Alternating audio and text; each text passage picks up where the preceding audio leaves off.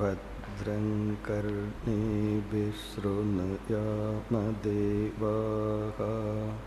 भद्रं पश्येमाक्षभिर्यजत्राः स्थिरैरङ्कैस्तुष्ट्वागुंसस्तनूभिः व्यशेम देवहितं यदायुः स्वस्ति न इन्द्रो वृद्धश्रवाः स्वस्ति नः पूषा विश्ववेदाः स्वस्ति नस्तार्क्ष्यो अरिष्टनेमिः स्वस्ति नो बृहस्पतिर्दधातु। ओम शांति शांति शांतिः. நாம் அனுபவித்து வருகின்ற அனுபவங்களை உபனிஷத் 3 அவஸ்தைகள் என்று பிரித்து ஜீவர்களாகிய நமக்கு விழித்து கொண்டிருக்கும் பொழுது அனுபவிக்கின்ற அவஸ்தையை ஜாக்ரத் அவஸ்தை என்றும், கனவு கண்டு இருக்கும் பொழுது நாம் அனுபவிக்கின்ற அந்த அனுபவத்தை சொப்பன அவஸ்தை என்றும், ஆழ்ந்து உறங்கும் பொழுது நமக்கு கிடைக்கின்ற அனுபவத்தை சுஷுப்தி அவஸ்தை என்றும் கூறுகின்றது. ஜீவர்களாகிய நமக்கு விழிப்பு நிலையில் இருந்து அனுபவிப்பவனுக்கு விஸ்வன் என்ற பெயரும், கனவு காண்கின்ற நமக்கு தைஜசன் என்ற பெயரும், ஆழ்ந்து உறங்குகின்ற நமக்கு பிராக்ஞன் என்ற பெயரும் கொடுக்கப்படுகிறது. எப்படி ஜீவனுக்கு இந்த 3 அனுபவங்கள் உண்டோ, இந்த 3 உடலை மையப்படுத்தி அமைகின்றது. ஸ்தூல உடல் வரை நான் அபிமானம் வைக்கும் பொழுது இந்த ஸ்தூல உலக அனுபவம் ஜாக்ரத் அவஸ்தை. சூக்ஷ்ம உடல் வரை அபிமானம் வைக்கும் பொழுது சொப்பன அவஸ்தை. காரண உடலில் மட்டும் அபிமானம் வைக்கும் பொழுது சுஷுப்தி அவஸ்தை. அதுபோல ஈஸ்வரன் என்ற தத்துவம் இந்த ஸ்தூல உலகத்தை தன்னுடைய உடலாக நினைக்கும் பொழுது அந்த ஈஸ்வரனுக்கு விராட் அல்லது வைஸ்வானரன் என்ற ஒரு பெயர். அதே ஈஸ்வரன் சூக்ஷ்ம உலகத்தை, நம்முடைய அனைத்து சூக்ஷ்ம உடலையும் தன்னுடைய உடலாக பாவிக்கும் பொழுது, சூக்ஷ்மமான பூதங்களை தன்னுடைய உடலாக பாவிக்கும் பொழுது அந்த ஈஸ்வரனுக்கு ஹிரண்ய கர்ப்பன் என்ற பெயர். காரண உலகத்தை, மாயா தத்துவத்தை தன்னுடைய உடலாக பாவிக்கும் பொழுது அந்த ஈஸ்வரனுக்கு அந்தர்யாமி என்று பெயர். இதில் ஜாக்ரத் சொப்ன அவஸ்தையை பார்த்து முடித்தோம். இனி அடுத்ததாக நாம் பார்க்க இருப்பது சுஷுப்தி அவஸ்தை. 5வது மந்திரத்தில் இந்த சுஷுப்தி அவஸ்தையானது விளக்கப்பட்டு அந்த அவஸ்தையில் இருக்கின்ற ஜீவர்களாகிய நமக்கு பிராக்ஞன் என்ற பெயர் கொடுக்கப்படுகிறது. இப்பொழுது 5வது மந்திரத்தை பார்த்தால், யத்ர சுப்தோ ந கஞ்சன காமம் காமயதே ந கஞ்சன சொப்னம் பஷ்யதி தத் சுஷுப்தம் சுஷுப்தஸ்தான ஏகீபூதக பிரஜ்ஞான கண ஏவ ஆனந்தமயக ஹ்யானந்தபுச்சேதோ முகக பிராக்ஞக திருத்தீய பாதக. பிராக்ஞக திருத்தீய பாதக. இந்த பிராக்ஞன் ஜீவனுடைய 3வது அம்சம், திருத்தீய பாதக. இந்த பிராக்ஞனை பற்றி கூறுவதற்கு முன் ஆழ்ந்த உறக்கமானது என்ன என்ற உறக்கத்திற்கு லட்சணம் கொடுக்கப்படுகிறது. யத்ர சுப்தக ந கஞ்சன காமம் காமயதே. ஆழ்ந்து உறங்குதல் என்பது எப்பொழுது எந்த ஒரு ஆசையும் தோன்றுவதில்லையோ, ந கஞ்சன காமம் காமயதேனா, அவன் இந்த உலகத்தை பார்க்கவில்லை, ஆகவே இந்த உலகத்தில் எந்த பொருளையும் ஆசைப்படுவதில்லை. இதிலிருந்து நமக்கு என்ன தெரிகிறதுனா, ஒன்றை பற்றிய அறிவு வந்தால்தான் ஆசையே வரும். ஒன்றை பற்றி எந்த அறிவும் இல்லை என்றால் எப்படி அதை பற்றி நம்ம ஆசைப்படுவோம்? ஒரு பொருள் மீது நமக்கு ஆசை வந்துள்ளது என்றால் அதை பற்றிய அறிவு நமக்கு இருக்க வேண்டும். அது கேட்டு அறிதலோ அல்லது பார்த்து அறிதலோ. பிரத்யக்ஷ பிரமாணத்தின் மூலமாக ஒரு பொருளை பார்த்தா ஆசை வரும், அல்லது யாராவது அந்த பொருளை பற்றி டிஸ்கிரைப் பண்ணும் பொழுது நமக்கு அந்த பொருளை பற்றி ஆசை வரும். இவனுக்கு இந்த 5 புலன்களும் இல்லை, பிறகு மனதும் இல்லை.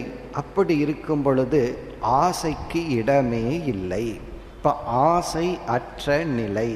இந்த உலகத்தை பார்த்து எந்த பொருளிலும் எப்பொழுது ஆசை தோன்றவில்லையோ, அப்படி என்றால் இந்த உலகத்தை பார்க்கவில்லையோ, இந்த உலக அனுபவம் எப்பொழுது இல்லையோ,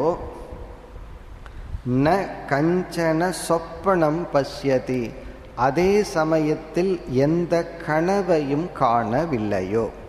இவன் எந்த கனவையும் காணவில்லை, எந்த பொருளிலும் ஆசைப்படவில்லை, ஜாகிரத் உலகத்தையே அவன் விட்டு விட்டான். தது சுஷுப்தம், அதுதான் சுஷுப்தி, ஆழ்ந்த உறக்கம் என்ற அவஸ்தை. இப்போ ஆழ்ந்த உறக்கம் என்பது இந்த உலகத்தில் எந்த பொருள் மீதும் ஆசைப்படவில்லை அல்லது உலகத்தையே பார்க்கவில்லை. அதே சமயத்தில் கனவுலகிலும் அவன் இல்லை, அது ஆழ்ந்த உறக்கம். இனி சுஷுப்தஸ்தானக, எப்படி ஜாகிரதித ஸ்தானக சொப்பனஸ்தானகங்கிறது போல சுஷுப்தஸ்தானக என்றால் சுஷுப்தி என்ற அவஸ்தையில் இருப்பவன், ஆழ்ந்த உறக்கத்தில் இருப்பவன் ஏகீபூதக, அவன் காரண சரீரத்துடன் ஒன்றாகி விட்டான்.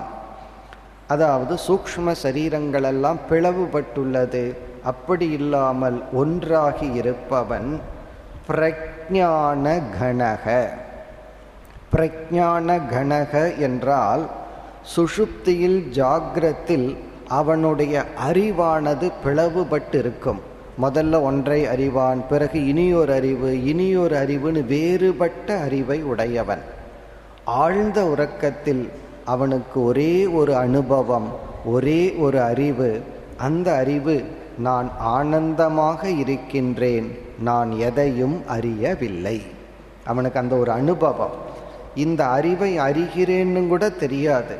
எழுந்ததுக்கு அப்புறம் சொல்றான், நான் ஒன்றையும் அறியாமல் இருந்தேன், ஆனந்தமாக இருந்தேன். அந்த ஆனந்தம் அடுத்த பகுதியில் வருகின்றது. ஆனந்தமயக ஆனந்த புக், ஆனந்தமய கோஷத்தில் இவன் லயமடைந்துள்ளான். ஏன்னா காரண சரீரம் என்பது ஆனந்தமய கோஷம். ஆனந்தத்தை மட்டும் இவன் அனுபவிக்கின்றான். இவன் அஞ்ஞானத்தையும் ஆனந்தத்தையும் அனுபவிக்கின்றான்கிறது அந்த நேரத்தில் தெரியாது. ஆனால் விழித்ததற்கு பிறகு கூறுகின்றான், அதிலிருந்து இந்த இரண்டையும் அவன் அனுபவித்துள்ளான் என்பது தெரிய வருகின்றது. இப்போ ஆழ்ந்த உறக்கத்தில் அஞ்ஞானம், ஆனந்தம். இதில் சிலர் என்ன நினைக்கிறார்கள், ஆழ்ந்த உறக்கத்தில் ஜீவன் சூன்ய அவஸ்தையில் இருக்கின்றான், அவனுடைய மனதில் எந்த எண்ணங்களும் இல்லை, எண்ணமற்ற நிலை என்றெல்லாம் தவறான கருத்துக்கள் உள்ளது. ஆனால் வேதாந்த சாஸ்திரத்தில் ஆழ்ந்த உறக்கத்திலும் இவனுக்கு எண்ணங்கள் இருக்கின்றது, அஞ்ஞான விருத்தி இருக்கின்றது. எந்த எண்ணம்னா, இந்த எந்த ஒரு அனுபவமும் எண்ணங்கள் இல்லாமல் ஏற்படாது. ஒரு அனுபவம் என்றால் அது எண்ணங்கள் மூலமாகத்தான் வந்தாக வேண்டும். ஆழ்ந்த உறக்கத்தில் இவனுக்கு இருக்கிற அனுபவம் எண்ணம் நித்ரா விருத்தி என்று சொல்வார்கள். ஒரே ஒரு எண்ணம் மட்டும் ஓடிக்கொண்டிருக்கின்றது.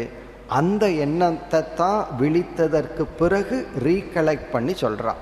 அதை பார்த்து கூறுகின்றான், நான் ஒன்றும் அறியாமல் ஆனந்தமாக இருந்தேன்.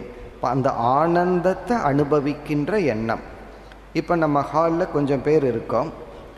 எல்லாம் நம்ம போனதுக்கப்புறம் இங்கே இருக்கிற வாட்ச்மேன் என்ன சொல்லுவார்?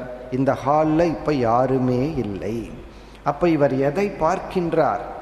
ஆட்களை ஒரு நேரத்தில் பார்க்கிறார், பிறகு மனிதர்களினுடைய இல்லாமையையும் பார்க்கின்றார். அவர் கண்ணை மூடிக்கொண்டு அமர்ந்து கொண்டு இங்க ஆட்கள் இருக்கிறார்னு சொல்ல முடியாது, இல்லைன்னு சொல்ல முடியாது. இப்ப இங்க யாரும் இல்லை என்று சொல்ல வேண்டும் என்றால் அவர் அதை பார்த்து ஒரு எண்ணம் உருவாகித்தான் இல்லைன்னு சொல்ல முடியும். அப்போ ஆழ்ந்த உறக்கத்தில் நான் எதையும் பார்க்கவில்லை என்று நாம் விழித்ததற்கு பிறகு கூறுகிறோம் என்றால் நாம் ஆழ்ந்த உறக்கத்தில் ஒரு எண்ணத்துடன் இருந்தோம். அந்த எண்ணத்திற்கு பொருள் இல்லை, அந்த எண்ணத்திற்கு துன்பம் இல்லை, ஆனந்த அனுபவமாக உள்ளது. ஆகவே ஆழ்ந்த உறக்கத்தில் எண்ணம் இருக்கின்றது. அதற்கு யோக சாஸ்திரத்தில் நித்ரா விருத்தி என்று சொல்வார்கள். அதுதான் இங்கு கூறப்படுகிறது. ஆனந்தத்தை அனுபவிப்பவன், ஆனந்தமய கோஷத்தில் இருப்பவன், அவனுடைய அறிவு ஒட்டு மொத்தமாகிவிட்டது. அந்த இடத்தில் அறிபவன், அறியப்படும் பொருள், அறியும் கருவி என்ற வேற்றுமை அற்ற நிலையில் அவன் இருக்கின்றான். பிறகு இந்த சுஷுப்தியில் இருக்கிறவனுக்கு இனியொரு பெயர், சுஷுப்தி அவஸ்தைக்கு சேதோமுகக. சேதோமுகக என்றால் சாஸ்திரப்படி இப்போ நம்ம விழிச்சிட்ருக்கோம். விழிச்சிட்ருக்கிற நாம் நேரடியாக கனவுக்கு போக முடியாதாம். நாம் உறங்கி சுஷுப்தி அவஸ்தைக்கு சென்று சுஷுப்தி அவஸ்தையிலிருந்து தான் கனவு அவஸ்தைக்கு வருகின்றோம். கனவு அவஸ்தையிலிருந்து நேரடியாக ஜாகிரத்துக்கு வருவதில்லையா? கனவை முடித்து கொண்டு ஒரு க்ஷணமாவது சுஷுப்தி அவஸ்தைக்குள் சென்று பிறகு ஜாகிரத அவஸ்தைக்கு வருகின்றோமாம். இப்படித்தான் சாஸ்திரம் கூறுகின்றது. இது அனுபவ ரீதியெல்லாம் விளக்க முடியாது. சாஸ்திரப்படி ஒரு ஜீவன் விழிப்பு நிலையிலிருந்து நேரடியாக கனவுக்கு செல்வதில்லை, ஆழ்ந்த உறக்கத்தின் வழியாக செல்கின்றான். அந்த ஆழ்ந்த உறக்கம் ஒரு செகண்டா இருக்கலாம். அதே போல கனவு நிலையிலிருந்து இவன் கனவுக்கு எந்த வழியா போனா? உறக்கத்தின் வழியா கனவுக்கு போனா, பிறகு மீண்டும் விழிப்புக்கு வரணும்னா எப்படி வர முடியும்? மீண்டும் ஆழ்ந்த உறக்கத்தின் வழியாகத்தான் வர முடியும். அதனால இந்த சுஷுப்தி அவஸ்தைக்கு என்ன பெயர் என்றால், இந்த சுஷுப்தி அவஸ்தை என்பது கேட்வே, ஒரு பாதை. எதற்கு பாதைனா, விழித்து கொண்டிருப்பவன் கனவுக்கு செல்லும் ஒரு பாதை. கனவு கண்டு கொண்டிருப்பவன் விழிப்பு நிலைக்கு வருவதற்கு இந்த சுஷுப்தி ஒரு பாதையாக உள்ளது. அதுதான் சேதோ முகக. சேதோ முகக என்றால் இங்க சேதஸ் என்றால் கனவும் விழிப்பும், முகக என்றால் வழி. கனவுக்கு செல்வதற்கும் விழிப்பு நிலைக்கு செல்வதற்கும் வழியாக இருப்பது சுஷுப்தி அவஸ்தை. பிராக்ஞக திருத்தீய பாதக. இத்துடன் 3 பாதங்கள் முடிவடைகிறது. ஒவ்வொரு பாதத்தில் ஜாகிரத்தில் பார்க்கும் பொழுது விராட் அல்லது வைஸ்வானரனை சேர்ந்து பார்த்தோம்.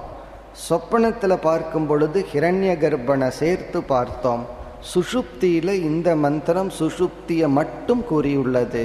இனி 6வது மந்திரத்தில் சுஷுப்தி அவஸ்தைனா என்னன்னு பார்த்தோம். காரண சரீரத்தில் அபிமானிக்கின்ற ஜீவன்னு பார்த்தோம். இனி காரண பிரபஞ்சம் அல்லது மாயையில் அபிமானிக்கின்ற அறிவு சொரூபம், அதாவது ஈஸ்வரன். அந்த ஈஸ்வரனுடைய லட்சணம் 6வது மந்திரத்தில் வருகிறது. இப்போ நம்ம 6வது மந்திரத்தை பார்க்கின்றோம். இந்த 6வது மந்திரம் ஈஸ்வரனுடைய லட்சணம், எப்படிப்பட்ட ஈஸ்வரன்?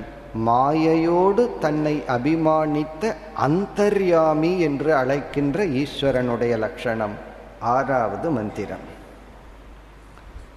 ஏஷ சர்வேஸ்வரக ஏஷ சர்வஜ்ஞக ஏஷக அந்தர்யாமி ஏஷக யோனி சர்வஸ்ய பிரபவாப்யயோகி பூதானாம். ஈஸ்வரனுடைய லட்சணம் நம்ம ஏற்கனவே பார்த்தோம். இறைவன் ஈஸ்வரன் சொன்னா ஜெகத் காரணம். அந்த ஜெகத் காரணமா இருக்கிற ஈஸ்வரன் என்பவர் ஸ்தூல சூக்ஷ்ம காரண ஜெகத்துக்கு காரணம்ங்கும் போது காமன் வேர்டு, பொதுவான சொல்ல ஈஸ்வரன் சொல்லிடுறோம். ஸ்தூல உலகத்தை மட்டும் பார்த்து அதுக்கு காரணம்னு சொல்லும்போது விராட் அல்லது வைஸ்வானரன். சூக்ஷ்ம உலகத்தை மட்டும் பார்த்து காரணம்னு பார்த்தா ஹிரண்ய கர்ப்பன். பிறகு காரண உலகத்தை மட்டும் பார்க்கும் பொழுது அந்தர்யாமி. அதுதான் இங்கு சொல்லப்படுகிறது. ஏஷக அந்தர்யாமி பிரபவ அப்யயௌ யோனிகி, பிறப்புக்கும் சிருஷ்டிக்கும் லயத்திற்கும் காரணமாக இருப்பவர். இங்கு யோனி என்றால் உபாதான காரணமாக இருப்பவர். ஏஷக சர்வேஸ்வரக சர்வஜ்ஞக. சர்வஜ்ஞகன்னா அனைத்தையும் அறிபவர். சர்வேஸ்வரன்னா அனைத்தினுடைய இண்டிவிஜுவல் ஒவ்வொரு நுணுக்கத்தையும் அறிபவர். இப்போ நம்ம கண்ணை திறந்து நான் பார்க்கிறேன், சாமான்யமாக அனைவரையும் பார்க்கின்றேன்.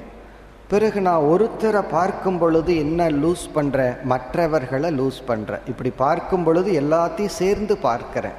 திடீர்னு ஒருவரை மட்டும் நான் பார்த்தேன்னா அப்போ எனக்கு என்ன ஆகுது? மற்றவர்களெல்லாம் என் பார்வையிலிருந்து விலகி கொள்கிறார்கள். ஆனால் ஈஸ்வரன் எல்லாத்தையும் சேர்ந்தாப்புலையும் பார்த்துட்டு இருக்கார், எல்லாத்தையும் குறிப்பிட்டும் பார்த்து கொண்டு இருக்கின்றார். சில பேர் சொல்லுவாங்கல்ல, வீட்டில் என்ன கண்டுக்கிறது இல்லை, மற்றவங்களத்தான் பார்க்குறாங்க. ஈஸ்வரன் அப்படி இல்லை.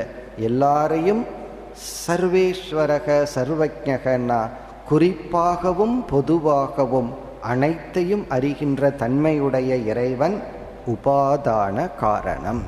இந்த உபாதான காரணத்தை பற்றியெல்லாம் நாம் 7வது அத்தியாயம் 9வது அத்தியாயம் கீதையில் 10, 11 இதில் எல்லாம் பல கோணத்தில் பார்த்துள்ளோம். இந்த 6வது மந்திரத்துடன் 3 பாத விசாரம் நிறைவு பெறுகிறது. இனி நம்ம 7வது மந்திரத்திற்கு செல்ல வேண்டும். இந்த 7வது மந்திரம்தான் 4வது பாதம், ஜீவனுடைய 4வது பாதமான துரிய தத்துவத்தை விளக்குகின்ற மந்திரம். இந்த உபனிஷத்திலேயே மிக முக்கியமான மந்திரம் இந்த 7வது மந்திரம். இந்த உபனிஷத்து மட்டுமல்ல, உபனிஷத்துக்களிலேயே முக்கியமான மந்திரம், அல்லது வேதாந்தத்திலேயே இந்த நோட்டபிள் வர்ஸ் மந்திரம்னு சொல்லுவார்கள். அது நோட் பண்ண வேண்டிய ஒரு மந்திரம் இந்த 7வது மந்திரம். இப்போ அதைத்தான் நம்ம சற்று விளக்கமாக பார்க்க போகின்றோம். இப்போ இதுவரை 3 பாதங்கள் நான் 4ஆக பிரிக்கப்பட்டுள்ளேன். என்னை உபனிஷத்து 4 கூறுகளாக பிரித்தது. இப்போ யாரையோ பற்றி எதையோ பேசவில்லை. உபனிஷத் என்னை பற்றி நம்மை பற்றி பேசுகிறது. என்ன 4 துண்டு போட்டுச்சுன்னு சொல்லலாம். அதில் என்னுடைய 3 துண்டுகள், என்னுடைய 3 கூறுகள் என்ன? விழித்திருக்கின்ற நான், கனவு காணுகின்ற நான், உறங்குகின்ற நான், பிறகு யார் இந்த 4வது ஆகிய நான். இந்த 4th ஃபேக்டர் என்ன? சமஸ்கிருதத்தில் 4வது அப்படிங்கிற சொல்லுக்கு துரியம் அல்லது துரியம் என்ற சொல். துரியம்னா 4வது என்பது பொருள். இப்போ இந்த 4வது தத்துவம் தான் இந்த 7வது மந்திரத்தில் விளக்கப்படுகிறது. இதுவரை பார்த்த இந்த 3 பாதங்கள் நமக்கு தெரிந்த விஷயம், நமக்கு தெரியாத விஷயம் அல்ல. நீ விழிச்சிருக்கிற, கனவு காண்ற, தூங்குற, இவ்வளவுதான் நம்ம பார்த்துருக்கோம். இதில் உபனிஷத் புதிய அறிவை நமக்கு இதுவரை கொடுக்கவில்லை. இல்லையே எனக்கு புதுசு தான் என்னமோ தெரிஞ்சுதே அப்படின்னு சொன்னால் இந்த 3 வார்த்தைகள் இதெல்லாம் புதிய வார்த்தைகள் தான் தெரிஞ்சிருக்கிறோமே தவிர புதிய அறிவை நாம் அடையவில்லை. அந்த ஈஸ்வரன்கிற விஷயத்தில் புதிய அறிவை அடைஞ்சிருக்கலாம். ஆனால் இங்கே ஜீவனை பற்றி விசாரத்தில் நமக்கு இதுவரை புதிய அறிவை அடையவில்லை.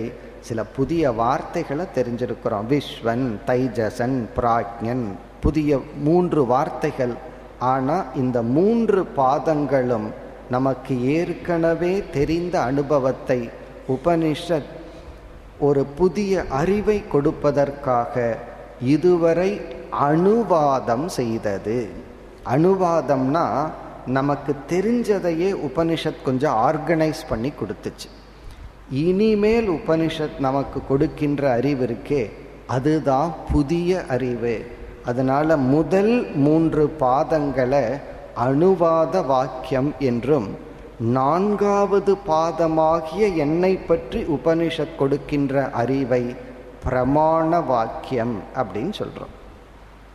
பிரமாண வாக்கியம்னா அறிவை கொடுக்கின்ற ஒரு வாக்கியம். இனி நம்ம யார் இந்த 4வதாகிய நான், இந்த 4th ஃபேக்டரா இருக்கிற நான் யார், அதுதான். இந்த ஒரு மந்திரத்தை புரிஞ்சுக்கிறதுக்கு தான் நம்ம எல்லா படாத பாடும் படுறோம். இந்த ஒன்றை புரிஞ்சுட்டா எல்லாம் புரிஞ்ச மாதிரி. ஆனால் எல்லாம் புரிஞ்சாதான் இந்த ஒன்றை புரிந்து கொள்ள முடியும். இனி நம்ம யார் இந்த துரியன், யார் இந்த 4வது தத்துவமாகிய நான் தெரிஞ்சுக்கிறதுக்கு முன்னாடி முதல்ல இந்த 4வதான துரியன் யார் இல்லை அப்படின்னு புரிஞ்சுக்குவோம். ஃபஸ்ட்டு யார் துரியன் அல்ல.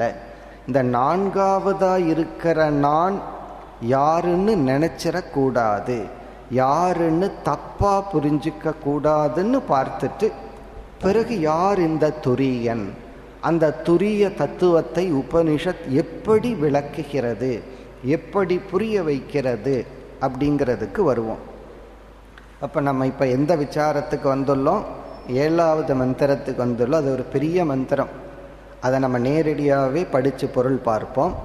அந்த மந்திரத்தில் துரிய தத்துவமாகிய ஜீவன் நான் விளக்கப்பட உள்ளது. இதில் முதல் பார்க்கிறது யார் துரியன் அல்ல. அதில் சில கருத்து பார்ப்போம். இதெல்லாம் நம்மை அறியாமல் நாம் நினைக்கின்ற தவறு. நம்ம நினச்சிட்டா பரவாயில்ல, சில சாஸ்திர பண்டிதர்களே செய்கின்ற தவறு. சாஸ்திரமெல்லாம் விசாரம் பண்ணி இப்படி சில தவறான ஒரு முடிவையும் எடுத்துள்ளார்கள். அதுக்கு காரணம் என்னன்னா, அவ்வளவு தூரம்தான் அவங்களால சிந்திக்க முடிஞ்சது. ஒரு லெவல் வரைக்கும் சிந்திக்கிறது தப்பு கிடையாது, அது ஒரு படிதான். இப்போ அன்னமயம் நான் நினைக்கிறோம், அது தப்பு இல்லை. பிறகு விசாரம் பண்ணி பிராணமயம்னு நினைச்சிட்றோம். அது சரியா தப்பான்னா, அன்னமயம்னு நினைச்சதை விட பிராணமயம் நினைக்கிறது சரிதான். அதே சமயத்தில் மனோமயமாக நான் இருக்கிறேனே, ஆகவே அது தவறு தான். இப்போ தவறுன்னு நெகட்டிவாக சொல்கிறத விட, அதாவது பொய்யிலிருந்து பொய்யுக்கு போகிறான்னு சொல்லலாம். ஒவ்வொரு கோஷமாக கடந்து வரும்போது இவன் ஒரு பொய்யிலிருந்து இனி ஒரு பொய்யுக்கு போகிறான்னு சொல்லலாம். ஆனால் ஒரு உண்மையிலிருந்து அதைவிட மேலான உண்மைக்கு போகிறான்னு சொல்லலாம். இப்போ நம்ம என்றைக்குமே பாசிட்டிவாக பார்க்குறோம் அப்படின்னா, ஒரு பொய்யிலிருந்து இனி ஒரு பொய்ன்னு சொல்கிறத விட ஒரு உண்மையிலிருந்து அதைவிட மேலான உண்மைக்கு செல்கின்றான், அப்படி பார்க்கலாம். அதுபோல் இந்த தவறான கருத்துக்கள் எல்லாம் ஒரு சாதனை லெவலில் சில பேர் சிந்திச்சு இதுதான் முடிவு செய்யும் பொழுது தவறாகிறது. முடிவு செய்யாமல் சிந்தித்து கொண்டிருந்தால் இது ஒரு பயணம் என்று எடுத்துக்கொள்ளலாம். முடிவு செய்து ஒரு தத்துவமாக உருவாகிவிட்டால், அங்கு முற்றுப்புள்ளி வைத்து விட்டால் அது தவறு. இப்போ அந்த கோணத்தில் நம்ம பார்க்கிறோம். இப்போ முதல் கருத்து யார் துரியன் அல்ல. உபனிஷத்து இந்த மந்திரத்திலேயே சொல்ல போகுது. இருந்தாலும் நம்ம இங்கே ஒரு கிரவுண்டு போடுறதுக்காக, அதாவது ஒரு அஸ்திவாரத்துக்காக இங்கே பார்க்கிறோம். முதல் கருத்து, துரியன் என்கின்ற நான் அனுபவிக்கப்படும் பொருள் அல்ல. துரியன் நாட் அன் ஆப்ஜெக்ட், அவிஷயக, ஒரு விஷயம் அல்ல. இப்போ துரியன் என்கின்ற நான் இப்போ ஜாகிரதா நான் இருக்கேன், விஸ்வனா நான் இருக்கேன், தைஜசனா நான் இருக்கேன். துரியனாக இருக்கின்ற நான் அனுபவிக்கப்படும் பொருளாக இல்லை. இது ஈஸியாக தானே இருக்குது. இதில் என்ன கஷ்டம்? நான் என்னைக்கு அனுபவிக்கப்படும் பொருள்னு நான் நினச்சேன்னு தோணுது. நான் சாப்பிட்ற இட்லியை நான் நினச்சதே இல்லையே. நான் அனுபவிக்கப்படுகின்ற ஏதாவது பொருளை நான் என்னைக்கு நினச்சேன் இவ்வளோ கஷ்டப்பட்டு சொல்கிறதுக்கு அப்படின்னு தோன்றும். ஆனால் இந்த உடலுக்கு அப்பாற்பட்டு இருக்கிற பொருளை ஈஸியாக சொல்லிடலாம். நான் சாப்பிட்ற இட்லி தோசை நான் அல்ல அப்படின்னு. ஆனால் இந்த சாப்பிட்ற வாய் உடம்பு இருக்கே அதை நான் சொல்லிட்டு இருக்கிறமல்ல. கொஞ்சம் யோசிச்சு பார்த்தா இந்த உடலே அனுபவிக்கப்படும் பொருள் தானே. இல்லை உடல் அனுபவிக்குது, இட்லி அனுபவிக்கப்படும் பொருள்னு சொல்கிறோம். ஆனால் இனியொரு கோணத்தில் இந்த உடலே அனுபவிக்கப்படும் பொருளாக இருக்கின்றதே. மற்றவர்களுக்கு இந்த உடல் விஷயமாகத்தானே உள்ளது. அப்போ இந்த உடல் ஆப்ஜெக்ட், விஷயம். பிறகு நம்ம மனசையே நம்ம பார்க்குறோம். சில பேர் மனசு எப்படி இருக்குன்னு கேட்கிறார்கள். உடனே நம்ம அட்டென்ஷன் எங்கே போகுது? இப்போ என்னுடைய மைண்டு என்ன ஸ்டேட்டில் இருக்குன்னு பார்க்குறோம். அப்போ நானே மனதிலிருந்து சற்று விலகி கொஞ்சம் அறிவுபூர்வமாக நின்று என்னுடைய மனதினுடைய உணர்வுகளை பார்க்கிறேன். அப்போ இந்த இடத்துல நான் யார் ஆகின்றேன்? நான் அனுபவிப்பவன். என்னுடைய மனசு இருக்கே அது அனுபவிக்கப்படுவது. இவ்விதம் இந்த 3 உடல்களுமே அனுபவிக்கப்படுவதனால் விஷயமாகின்றது. இப்போ முதல் கருத்து, துரியன் என்ற ஒரு தத்துவமாகிய நான் அனுபவிக்கப்படும் பொருள்களுக்குள் ஒரு பொருளாக இல்லை. இதை நம்ம மனசில் பதிய வச்சுக்குவோம். பிறகு சிந்திச்சு சிந்திச்சு இதனுடைய ஆழ்ந்த கருத்தை உணரலாம். இப்போ முதல் கருத்து துரியனாகிய நான். அது திரும்ப திரும்ப நான் சொல்வதற்கு காரணம், இந்த துரியன்கிறத எங்கேயோன்னு பார்த்துடக்கூடாது. துரியன்னு சொன்னால் ஏதோ ஒரு தத்துவத்தை விசாரம் பண்ணுறோங்கிற பரோட்சத்துவ புத்தி வரக்கூடாது. துரியன்னு சொன்னால் நான். துரியனாகிய நான் யார் அல்ல என்றால், எதையாவது நான் அனுபவிச்சிட்டேன்னா அந்த அனுபவிக்கப்படும் பொருள் நான் அல்ல. இனி இரண்டாவது, ஜாகிரத அவஸ்தையில் அனுபவிப்பவனாக நான் இருக்கின்றேன். எதை? ஸ்தூல உலகத்தை. கனவில் சூக்ஷ்மமான உலகத்தை நான் அனுபவிப்பவனாக இருக்கின்றேன். அப்போ நான் யார்னா சூக்ஷ்மமான உலகத்தை அனுபவிப்பவன். ஆழ்ந்த உறக்கத்தில் அறியாமையையும் ஆனந்தத்தையும் அனுபவிப்பவனாக நான் இருக்கின்றேன். அப்போ நான் இந்த 3 அவஸ்தையில் எப்படி இருக்கிறேன்? அனுபவிப்பவனாக இருக்கின்றேன். துரியன் என்ற ஒரு தத்துவமாகிய நான் அனுபவிப்பவனும் அல்ல. இப்போ முதல் பார்த்த கருத்து, துரியனாகிய நான் அனுபவிக்கப்படும் பொருள் அல்ல. இரண்டாவது பார்த்த கருத்து, துரியனாகிய நான் அனுபவிப்பவனும் அல்ல. இதனுடைய விளக்கத்தை நம்ம அந்த மந்திரத்துக்குள்ளே போய் பார்ப்போம், இல்லை அல்லது விரைவில் பார்க்க போகிறோம். இப்போ ஜஸ்ட் நான் யார், நான் எதெல்லாம் அல்லன்னு பார்த்துட்ருக்கோம். அனுபவிக்கப்படும் பொருள் ஏதாவது இருந்தால் அது நான் அல்ல. அப்போ நான் அனுபவிக்கிறவன் தானே அப்படி கேட்டால் அனுபவிப்பவனும் நான் அல்ல. இப்போ இந்த இடத்துல தான் நமக்கு ஒரு குழப்பமே ஆகுது. பிறகு நான் என்ன சூன்யமா? அனுபவிக்கப்படும் பொருளும் நான் அல்ல, அனுபவிக்கிறவனும் நான் அல்ல. அப்படின்னா நான் யார்? அதுக்காகத்தான் உபனிஷத் நமக்கு ஒரு அறிவை கொடுக்கணும். பிறகு அடுத்தது நான் அனுபவிப்பவன் அல்ல இப்படின்னு சொன்ன உடனே சில யோக சாஸ்திரத்தில் சில தத்துவங்களாக கூறப்படுகின்ற அறியாமை அல்லது தவறான கருத்து, ஜாகிரத் சொப்பன சுஷுப்திங்கிற 3 அவஸ்தைக்கு அப்பாற்பட்டு சமாதி என்ற ஒரு அவஸ்தைக்கு சென்று அந்த அவஸ்தையில் அந்த சமாதியை அனுபவிப்பவன்தான் துரியன் என்ற ஒரு கருத்து, ஒரு தத்துவம் உள்ளது. சாஸ்திரம் அதையும் நிராகரிக்கின்றது. சமாதி என்ற ஒரு அவஸ்தை ஏற்பட்டு சமாதி என்ற ஒரு அவஸ்தையை ஒருவன் அனுபவித்தால் அந்த அவஸ்தையை அனுபவிப்பவனும் துரியன் அல்ல. அப்போ 3 அவஸ்தையை அனுபவிக்கிறவன் மட்டுமல்ல, நம்ம வேற ஏதாவது கண்டுபிடிச்சு சயின்ஸில் இல்லை இன்னொரு 2-3 அவஸ்தை இருக்குன்னு கண்டுபிடிக்கிறாங்கன்னு வச்சுக்குவோமே. இப்போ ஸ்பேஸில் எப்படி புதிய புதிய கிரகங்களை கண்டுபிடிக்கிறது போல இன்னும் ஆராய்ச்சி பண்ணி இல்லை 3 அவஸ்தை இல்லை, ஒரு மனுஷனுக்கு 8 அவஸ்தை இருக்குன்னு முடிவு செய்கிறார்கள். நீ 1000 அவஸ்தை முடிவு பண்ணாலும் அதை அனுபவித்தால் அனுபவிப்பவனும் துரியன் அல்ல. அப்போ முதல் கருத்து, துரிய தத்துவம் அனுபவிக்கப்படும் பொருள் அல்ல, துரிய தத்துவம் அனுபவிப்பவனும் அல்ல. இனி அடுத்தது, இந்த துரியனை அனுபவிப்பவனும் அல்ல, அனுபவிக்கப்படும் பொருள் அல்ல. சரி, எங்குதான் அவன் இருக்கிறான்? சிலர் தவறாக கூறுகிறார்கள், இந்த துரியங்கிற தத்துவம் சமாதி அவஸ்தையில் இருக்கின்ற தத்துவம். இந்த ஜாகிரத் சொப்பன சுஷுப்தியிலையெல்லாம் அது இருக்காது, அது சமாதி அவஸ்தையில தான் அதை போய் நம்ம பார்த்து கண்டுபிடிச்சு எடுத்துட்டு வர முடியும். அதுவும் அல்ல, சமாதி அவஸ்தையில் இருக்கின்ற வஸ்துவும் அல்ல, சமாதி அவஸ்தையை அனுபவிப்பவனும் அல்ல. பிறகு 4வதுன்னு சொல்கிறீர்களே, இந்த 4வதுன்னா என்ன? உபனிஷத் கூறுகின்றது, இது 4வதும் அல்ல. ஏன்னா துரியன்கிற வார்த்தைக்கு 4வதுன்னு தான் அர்த்தம். அப்ப 4வதான தத்துவமா, இந்த 3க்கும் அப்பாற்பட்ட 4th தத்துவமானா அதுவும் அல்ல. பிறகு என்னன்னா, 4வதை போல, சதுர்த்தம் இவ, 4வதை போல 4வதும் அல்ல.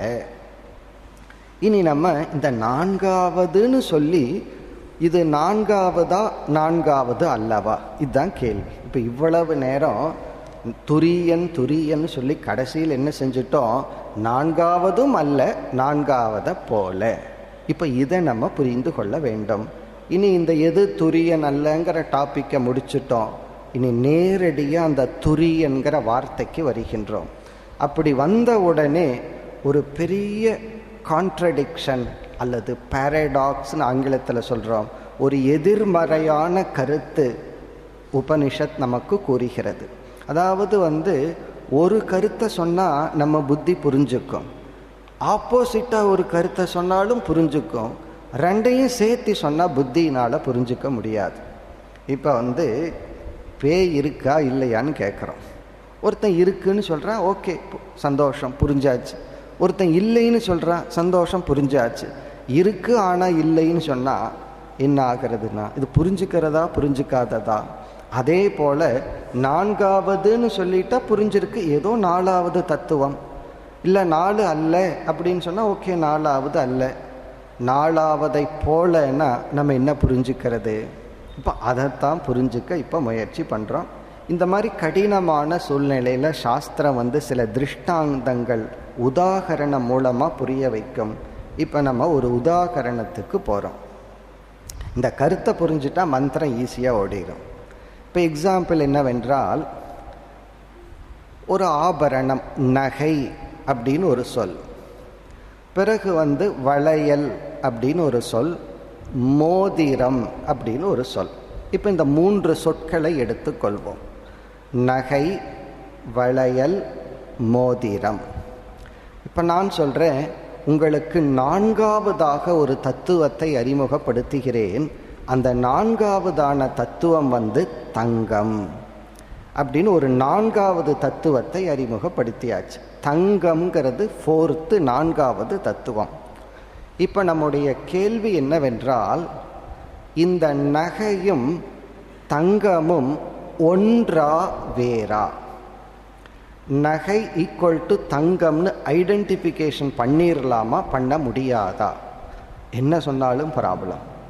நகைதான் தங்கம், தங்கம்தான் நகை, அல்லது வளையல்தான் தங்கம், வளையல்தான் நகை, வளையல்தான் தங்கம், தங்கம் தான் வளையல்னு சொல்லிவிட்டால் அது என்ன ப்ராப்ளம்னா, நான் வளையலை உடைச்சி ஸ்ட்ரெயிட் ஆக்கிடுறேன்னு வச்சுக்கோம், ஒரு கம்பி ஆக்கி விட்டேன், அப்போ வளையல் காணமே, தங்கம் இருக்குது, அப்போ வளையல் தான் தங்கம்னு சொல்லிட முடியாது. அப்படி என்றால் சரி வளையலை வச்சுக்குங்க, நான் தங்கத்தை எடுத்துக்கிறேன்னு சொன்னால் ஏது அங்கு வளையல்? இப்போ நகை, மோதிரம், வளையல் என்று சொல்லி தங்கம்னு ஒன்று அறிமுகப்படுத்தி இந்த தங்கத்திற்கும் இந்த மூன்றுக்கும் என்ன சம்பந்தம் அப்படி கேட்டன்னா, இந்த மூன்று ஒன்றா வேறா? நம்ம அனுபவத்தில் என்ன சொல்லுவோம், ஒன்று தான், அதே சமயத்தில் வேறு தான். இதுதான் ஆன்சர். மூன்றும் தங்கமும் ஒரு கோணத்தில் ஒன்று தான், இனி ஒரு கோணத்தில் வேறு தான். எதன் அடிப்படையில் ஒன்று, எதன் அடிப்படையில் வேறு? நகை, வளையல், மோதிரம், இந்த மூன்றில் எது ஆதாரமோ அதன் அடிப்படையில் அதிஷ்டான திருஷ்டியா இந்த மூன்றும் தங்கமும் சமப்படுத்தலாம். பிறகு நகையினுடைய பயன்பாடு, அதற்கான பெயர், அதனுடைய வடிவம், நாமரூபம், அந்த அடிப்படையில் பார்த்தால் தங்கம் வேறு, நகை வேறுதான், தங்கம் வேறு, வளையல் வேறுதான், தங்கம் வேறு, பிறகு மோதிரம் வேறுதான். இப்போ இந்த உதாரணத்தில் மைண்டில் வச்சுட்டு நம்ம இந்த உதாரணத்தையே கொஞ்சம் யோசிக்கணும், சிந்திச்சோம்னா தான் இதில் இருக்கிற அந்த ஒரு கருத்து நமக்கு புரியும். அந்த முரண்பாடும் புரியணும், முரண்பாடு இல்லாத தத்துவமும் நமக்கு புரியணும். இதற்குள் இருக்கிற அந்த கான்ட்ரடிக்ஷன் அதையும் நம்ம ஜீரணிக்கணும், இதற்குள் இருக்கிற ஒற்றுமையும் ஜீரணிக்கணும். இப்போ நம்ம ஸ்ட்ரெயிட்டாக ஒரு கேள்வியை கேட்குறோம், இந்த வளையலும் தங்கமும் முழுமையாக ஒன்றா இல்லையா? முழுமையாக அல்ல, அதே சமயத்தில் அதை நம்ம சொல்லவே முடியாது, அது ஒன்றுன்னு சொல்ல முடியாது, வேறுன்னு சொல்ல முடியாது.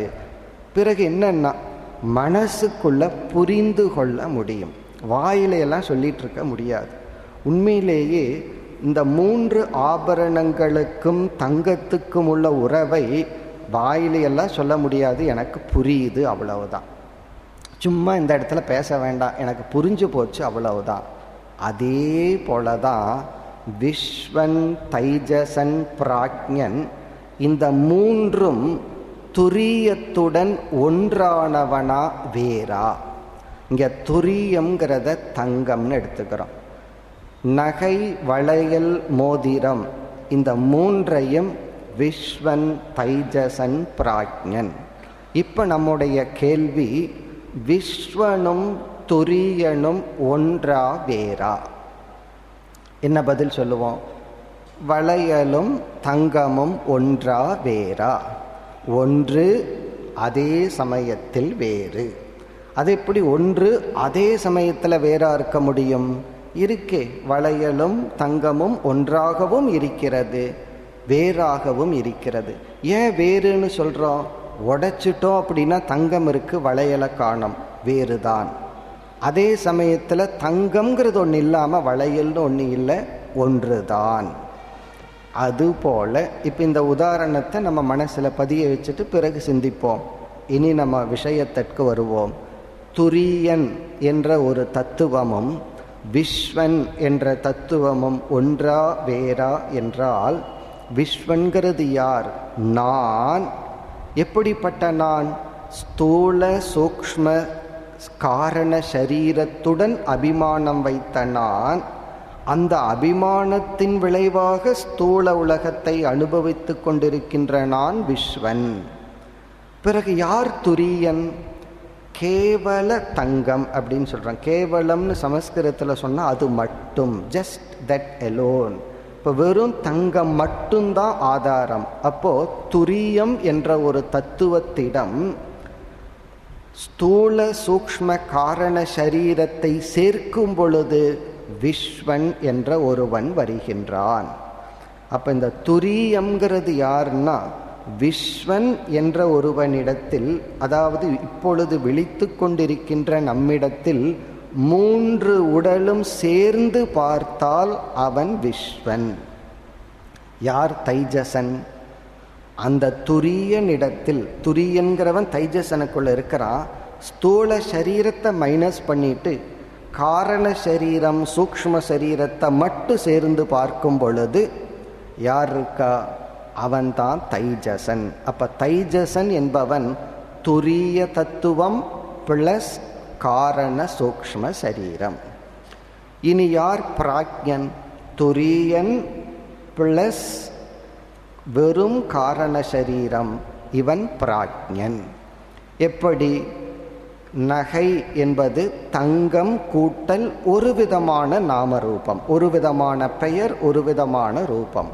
வளையல் என்பது தங்கம் கூட்டல் ஒரு விதமான வடிவம், ஒரு விதமான பயன்பாடு. அதே போல மோதிரம். அதுபோல துரியன் என்ற தத்துவம் விஸ்வ தைஜச பிராக்ஞன் இந்த மூன்று தத்துவத்துக்குள்ளும் மாறாமல் இருக்கின்றான். பிறகு இந்த துரியனுக்கு புதிய புதிய பெயர் எப்படி கிடைக்கிறதுனா, இந்த துரியனுக்கு விஸ்வன் ஏன் பேர் வருது?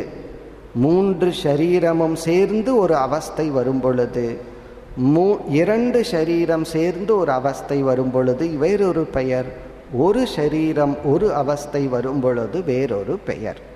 இப்ப யார் துரியன்? இப்ப துரியம் என்பது நான்காவதை போல. தங்கம் இந்த மூன்று ஆபரணங்களுக்கு அப்பாற்பட்ட நான்காவதை போல. அது அப்பாற்பட்டதும் அல்ல, அப்பாற்படாததும் அல்ல. அதுபோல துரியன் என்ற தத்துவம் விஸ்வந்தா, தைஜசந்தா, பிராக்ஞந்தா. ஆனால் இந்த மூணும் தான்.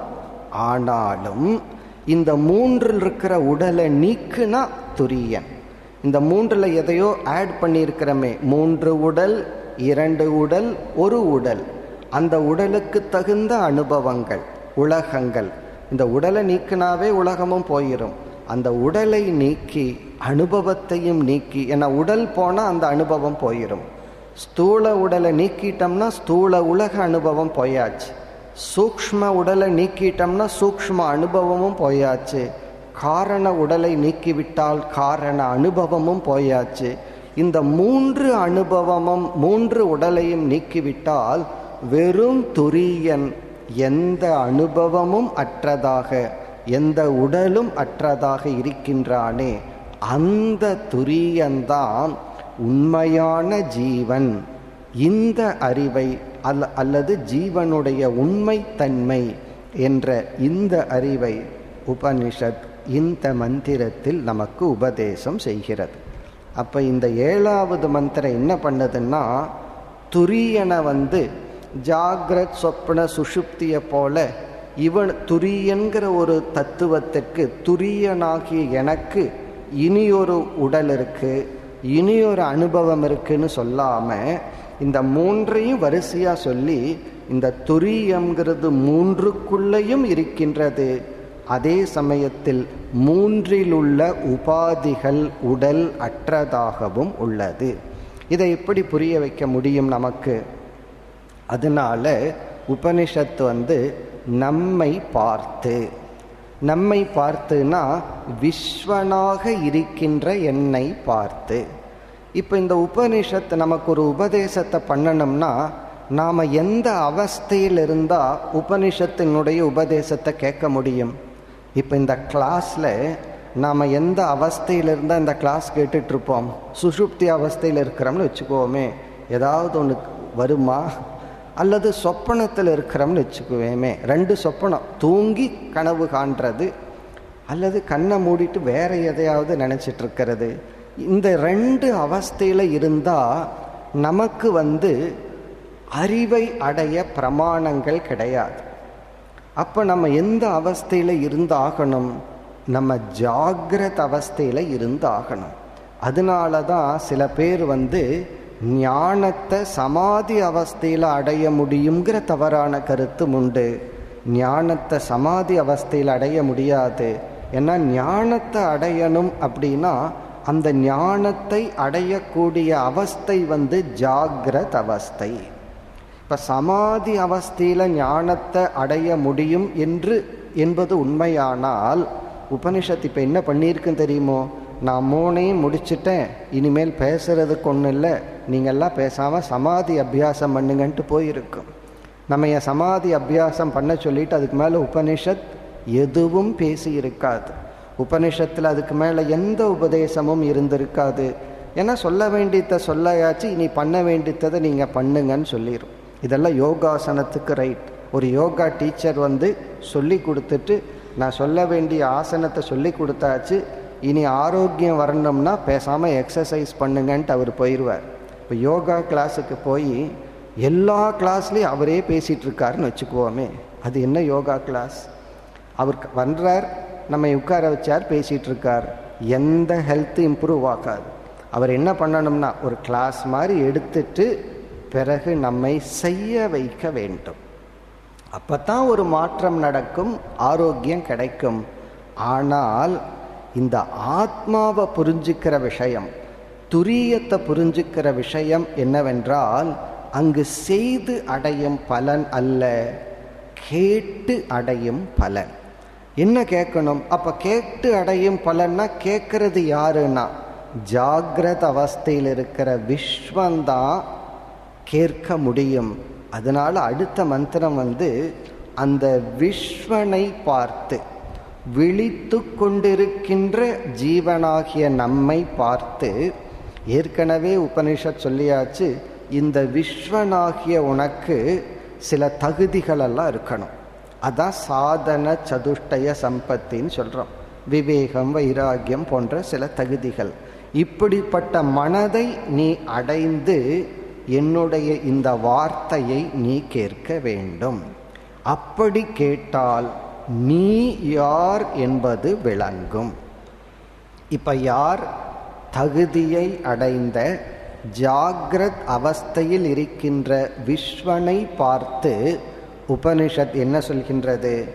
இப்போ இந்த மந்திரத்துக்கு போவோம். 7வது மந்திரம். நாந்த பிரக்ஞம் ந பகிஷ் பிரக்ஞம். முதல் சொல்ல விட்டுருவோம், அடுத்த சொல் ந பகிஷ் பிரக்ஞம். இதுதான் உபதேசம், நேரடியான டீச்சிங்.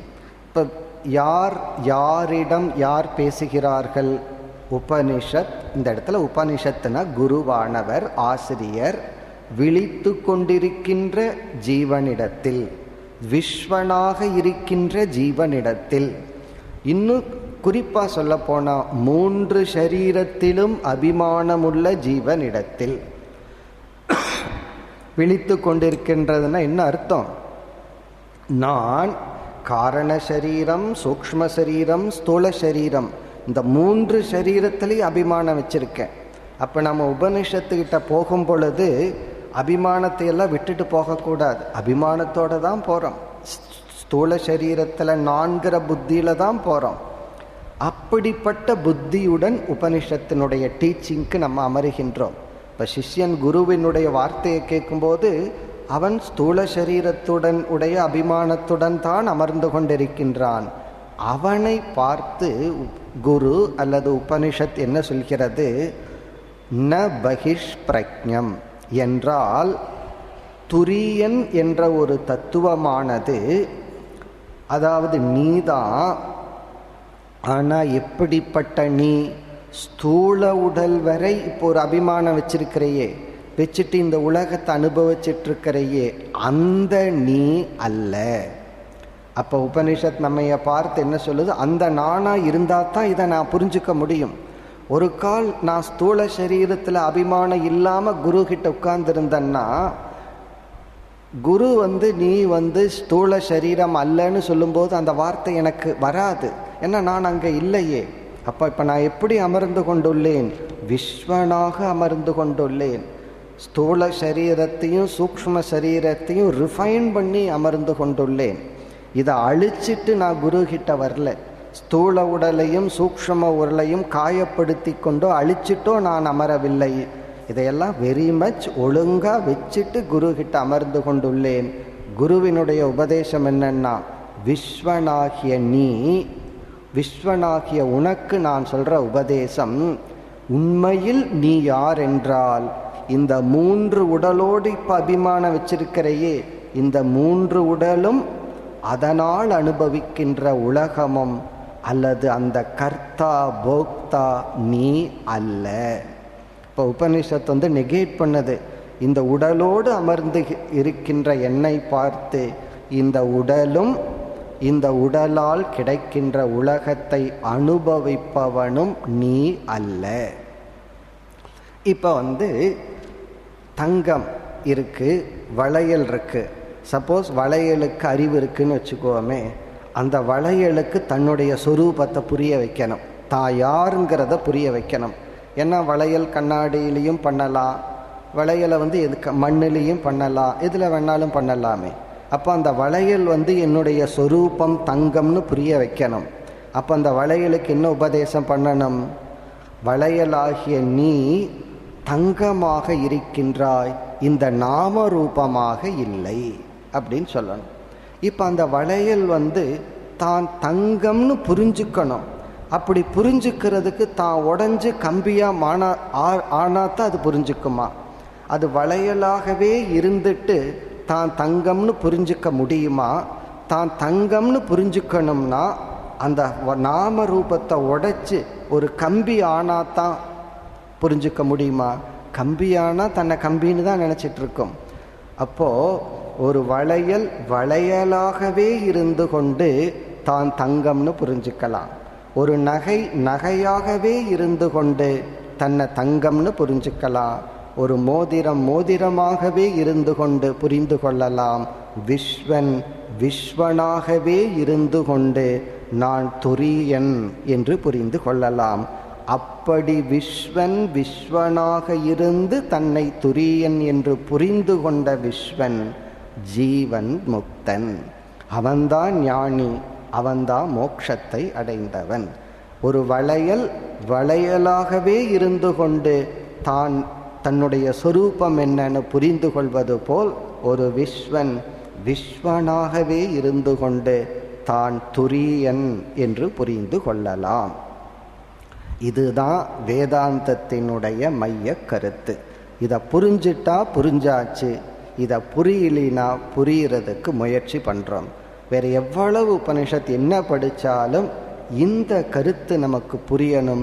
இந்த ஒரு கருத்தை தான் உபனிஷத் பல கோணங்களில் கூறுகின்றது. இந்த ஒரு வார்த்தையே மகா வாக்கியம்தான். விஸ்வனை பார்த்து நீ விஸ்வன் அல்ல. பிறகு நான் யார் அப்படின்னா அந்த விஸ்வனிடத்தில் இருக்கின்ற 3 உடலும் நீ அல்ல. இந்த விஸ்வன்கிற ஸ்டேட்டஸ் ஏன் வருது? 3 உடல், அதனால் 3 உலகம். அப்ப நான் யார் அப்படின்னா 3 உடலும் அதன் விளைவான உலகமும் அல்ல. பிறகு நான் சூன்யமா? இங்க உபனிஷத் சொல்லுது நீ சூன்யமும் அல்ல. பிறகு நான் ஜடமா? ஜடமும் அல்ல. பிறகு கனவு காண்பவனா? நான் கனவு காண்பவனும் அல்ல. இப்ப அந்த வளையல் கிட்ட சொல்றோம் நீ வளையல் அல்ல. உடனே அந்த வளையல் அப்ப நான் மோதிரமா? நீ மோதிரமும் அல்ல. இல்லை நான் நகையானா? நீ நகையும் அல்ல. பிறகு நான் யார் அப்படின்னு சொன்னா அப்படி நீ இந்த 3ம் அல்ல, அதோட ஃபுல் ஸ்டாப். அப்போ அது புரிஞ்சுக்குது இந்த 3க்கும் ஆதாரமாக உள்ள நான் தான் தங்கம், அதுதான் என்னுடைய சொரூபம். அதே போல முதல் பகுதியில் இந்த 3 அவஸ்தைகள் கூறப்பட்டதே, ஜாக்ரத் சொப்பன சுஷுப்தி. இந்த 3 அவஸ்தையை அனுபவிப்பவனும் அந்த அவஸ்தைக்கு காரணமான உடலும் நீ அல்ல. அதுதான் இங்கு விளக்கம். ந அந்த பிரக்ஞம். நாந்த பிரக்ஞம்னா நீ தைஜசன் அல்ல. ந பகிஷ் பிரக்ஞம் நீ விஸ்வன் அல்ல. ந உபயத பிரக்ஞம். சில சமயங்களில் நம்ம விழிச்ச மாதிரி இருக்கும், கனவு கண்ட மாதிரி இருக்கும், ஒரு 2 கட்ட அவஸ்தை இருக்கும். அப்படி ஏதாவது அவஸ்தை இருந்தால் அதுவும் அல்ல. ந பிரக்ஞான கணம் நீ கனவை காணுபவனும் அல்ல. கனவில் இருப்பவன் கனவில் இருக்கின்ற பொருளும் அல்ல, கனவை காண்கின்றவனும் அல்ல. ந பிரக்ஞம் எல்லாவற்றையும் ஈஸ்வரனை போல சேர்ந்து அறிபவனும் அல்ல. ந அப்ரக்ஞம், நீ ஜடமான பொருளும் அல்ல.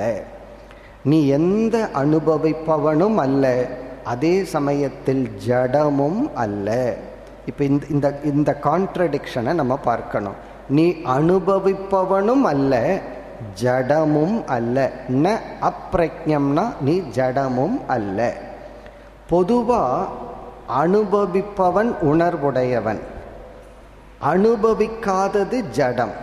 உபனிஷத் நம்மைய பார்த்து என்ன சொல்லிடுது? நீ அனுபவிப்பவன் அல்ல. அப்படி என்றால் ஜடமா? ஜடமும் அல்ல. பிறகு நான் யார்னா அனைத்து அனுபவங்களுக்கும் மாறாத ஆதாரமாக இருக்கின்ற தத்துவம்.